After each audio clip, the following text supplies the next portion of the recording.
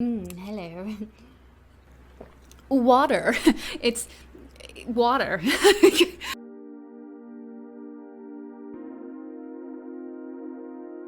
Welcome to Tea with Mags. It is just a little bit too hot today for tea. I was going to make iced tea earlier and I failed you. I'm sorry. But I wanted to do this today as I am here sitting, existing, just waiting for the midterm elections. Let's do this. I wake up every day with my trials and tribulations of my life, right? Some days are great, some days are not.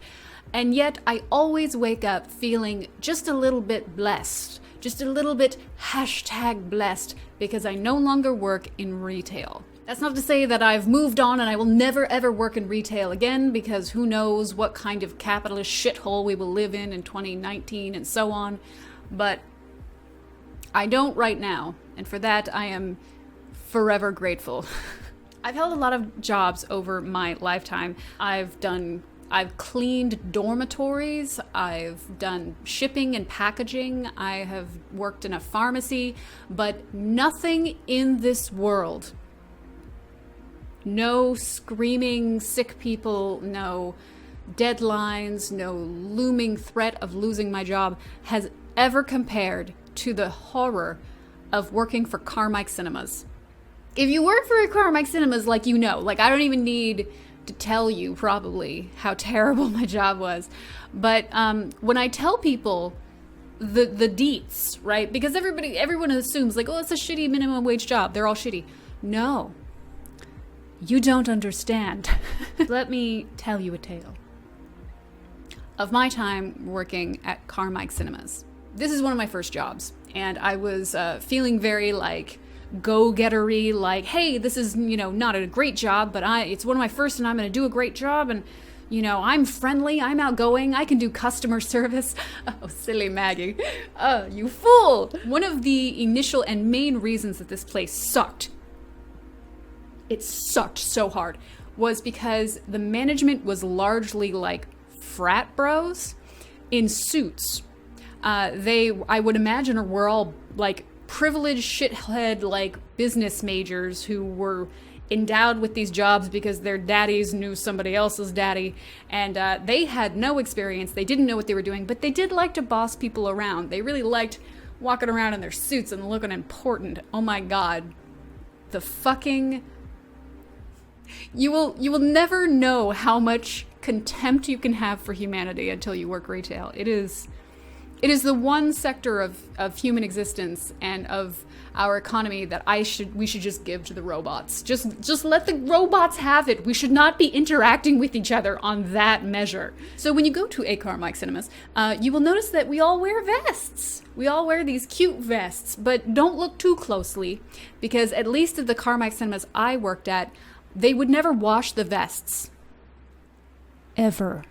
You're cleaning the bathrooms, you're working concessions, you're cleaning the disgusting theaters and stuff like that. So the vests themselves would just be sort of covered with a thick, not even thin, like a thick layer of grease and dirt. And they smelled so bad. They smelled so fucking bad.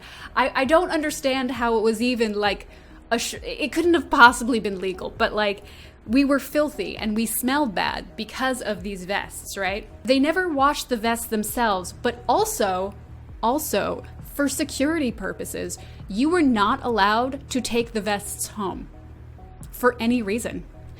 That would be stealing from the company. So you were not allowed to take them home to wash them yourselves, right? I did know people who stowed away their vests, illegally took their vests home just so they could wash them to have a clean vest. But that was the other thing, is that you weren't assigned a vest. You weren't assigned one. So when you got to work, it's just a free-for-all. It's just an absolute free-for-all for whatever size you can get. So you might see a tiny woman like me who's 5'2" wearing a 2X sized vest because it was simply all that was left for my shift.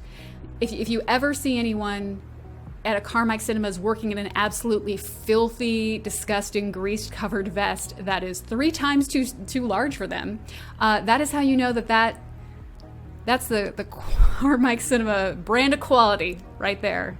Filthy, oversized vests. So it was run by like college students, right? I would imagine, or people just out of college, like privileged, like dandy boys who like to push people around and feel very important, right? So obviously they were terrible bosses. They would promote people who basically they became friends with, so guys they like. So you had to like rub elbows with the with them and like kiss their ass, and if you were one of the cool ones, they might promote you, or at the very least like make somebody else do the bathrooms. Like if you were friends with the management, they would not give you bathroom duty. So that's fun.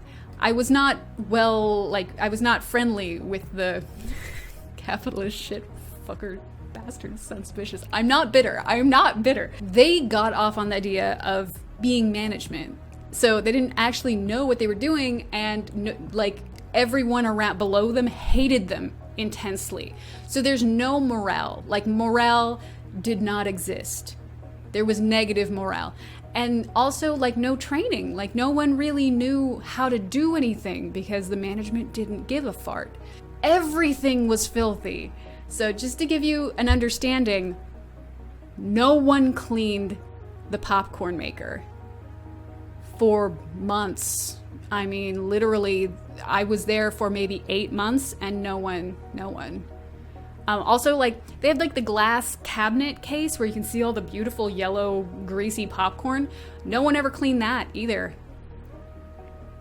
No one. It was eventually cleaned, the popper area was eventually cleaned when we found mold in it.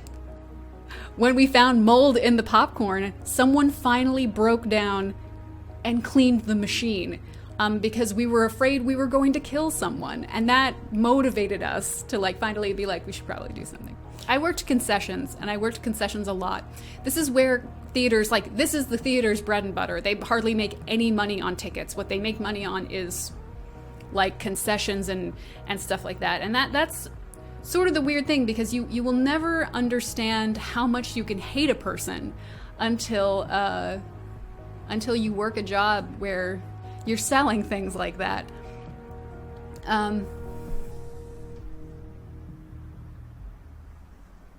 So you pop and your cola and your candy and stuff like that. And it did not even register to me at all that this might be a weird exchange. But you never really realize how unhealthy that food is until you're selling it to someone else. When you're buying it, you're like, put it in my face. But when you are handing a like $6 soda like this big, that is just straight Coca-Cola, straight syrupy carbonated sugar, handing it to an adult who then hands it to a baby, who then hands it to like a 3-year-old kid and just go nuts because this is your day. Like, holy shit, I felt complicit in child abuse. Like, it was bad. It was horrible to see kids who were very clearly unhealthy, like coming up and ordering like things of popcorn that big, and they're like extra butter, and I'm like, I'm killing you. I'm so sorry. I'm killing you here. That was my own personal struggle, but the struggle that everybody had, the struggle that we all suffered with universally, was the fact that people would come up. And this is generally known. I don't know if if you don't live in the United States, food at theaters is like ridiculously expensive. I don't know what it's like in other countries, but like you'll pay $7 for a large bucket of butter popcorn stuff. Everything is ridiculously expensive because that's how they make their money. Everyone knows this. Everyone in the fucking world knows that theater food is expensive. And yet, every day, someone would come up to I don't know why this is the motion, but this is the motion that was always. They would come up, order an absurd amount of things, and this is not fat shaming, it's just it's like the expense of it. They would order a ton of like very expensive food. I would provide them the food as simply a worker. And then when I give them their total, which has been shown to them, it's on the goddamn menu, then they're shocked. And they're not just shocked, they're angry. And they're angry at me. Why? As if I have any fucking control over this situation. Sir or madam, do you think I get some sort of commission? I did actually have somebody say that once. They asked me if I got commission for the amount of the popcorn. I'm like, where the fuck do you think you are? People would always be mad, and sometimes be mad at me and yell at me and like lecture me. That was always the old people lecturing me about the prices of things, as if not only me, as if anyone in the building, as if anyone in that franchise had any power over how expensive things were. We didn't. It's all corporate shit that it's not even an organ. It's like this faraway entity that controls every bit of its existence. It has nothing to do with us. Why are you yelling at me, you greedy piece of shit? For the love of God, just sneak it in. Nobody cares. If you work at a Carmike Cinema, you fucking hate your job. And I am happy beyond measure if you bring in your own food. I'm talking as if I still work there. Clearly there was trauma here because I'm like in it. I'm feeling the Carmike Cinema's trauma right now. Like I don't want to look in your bag. For specific movies, I remember when the Robot Meatwad Teen Girl Squad movie, some dumb Adult Swim shit. They made a movie and it came out, and then we had to check bags for liquor, but we shine our flashlight in there, and like if I see food, I'm not pulling it out. Like I give a shit. I would prefer you to bring in your own food. I don't want to be complicit in your death. The thing that will drive you slowly mad, before the customers, before the shitty management, is the music. And you think when you come in, right, you're like, this is clearly some sort of poppy, whatever, literally whatever has been pre-approved pop music, Rihanna, great, sure, I don't care. It's just like whatever's on the pop charts, right, is playing in the theater because I'm sure they have an agreement with the studio. Whatever, right? The problem, where it becomes torturous, is that it's on a 30-minute loop. And you got an 8-hour shift. So you're hearing that song a lot, and you're hearing it every day because it just loops. Like it's maybe, 30 minutes of music that simply loops, and it's in the same loop every day, and it just goes on and on. It's like torture. When people are holed up in like buildings with guns and hostages and they play really loud music on a loop to drive them out, that's basically, if that person worked on Carmike Cinemas, they're not coming out because they are desensitized to that shit. You really got to turn your brain off to work at Carmike Cinemas because, it was right when that Umbrella song came out with Rihanna. I can't listen to that song. It gives me like a tick in my eye. Umbrella, L-A, I'm gonna fucking die. Hopefully, years later, Carmike Cinemas has realized how fucking torturous it is to their employees to put music on a 30-minute loop. So I can't attest to whether or not they fixed that. They probably haven't, because why do they give a shit? But here's the last thing I will leave you with this tale of terror about working at a Carmike Cinemas retail job. One day, the Dr. Pepper in the soda machine was like running thin, where it's like mostly carbonated water and not a lot of syrup. So I didn't know what to do because, again, no training and no one, I'm there alone, right? Like there's somebody else at a concession stand all the way across, but they've got a line of people. They can't help me. What do I do? So I walk in the back, desperate for some sort of guidance, and I find a bunch of boxes, and they're all the syrup boxes. Because if you don't know, the straight up sugar syrup that is cola, it comes in these like plastic bags. It almost looks like an IV bag, but like bigger, and it comes in like stacks in a box. And I noticed after we replaced it that all of the boxes were expired. All of them. And they weren't just expired. They were expired by several years. They were several years expired. I didn't know what to do with that. Like, I didn't know, is it safe to ingest sugary cola syrup that is several years past its expiration date? Is it one of those things where it's so hardcore acidic and concentrated that no life can live? Or is it the type of thing where it's now congealing into a zombifying, like, blood-killing cancer blob, and I'm just killing people, right? Just killing people as they demand their soda. I didn't know which one it was. So I went to my shitty fuck of a manager in his bullshit beige suit and his like, ha, I run this fucking company. And I was like, hello, I was changing the soda syrup and I noticed that it is actually expired by several years. What do I do? And he's just like, just put it in. Just put it in. It's fine. Just put it in. And me, like, I have no support system. I am by myself. Like, I need this job. I really need this job at this point. And I'm like young and I got little pigtails, literally. Like, that was the only way my hair would like hang out at that time and be managed. I was like, okay. After I pointed that out about the expired soda syrup, I noticed that I got significantly less hours directly after that until I was basically working about 5 hours a week and I had to quit. Because they don't fire you because they don't really have a way to charge. You can't, you know. They'd have to be like, she pointed out that we were using expired soda syrup, and so we fired her.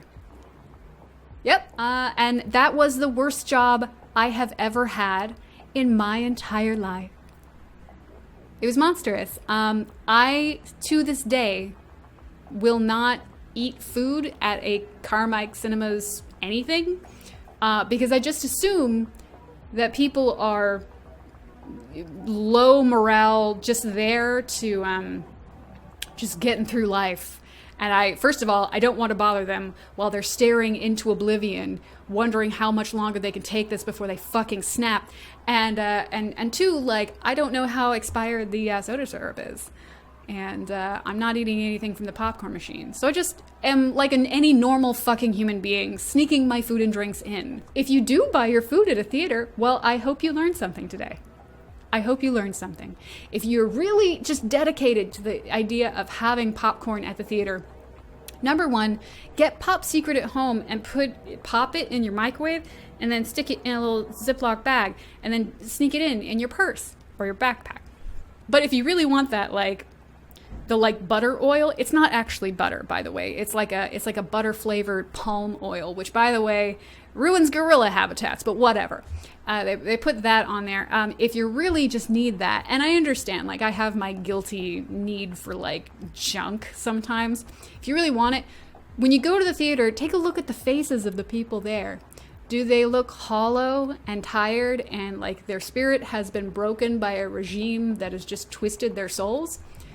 I wouldn't eat from that popcorn machine, to be honest. I would pass that time. Well, I hope this was fun. I hope that this was entertaining. I'm glad you guys liked the last video. I have more in store. And yeah, you guys have like a great night. Be nice to your retail workers, you fuck. Bye.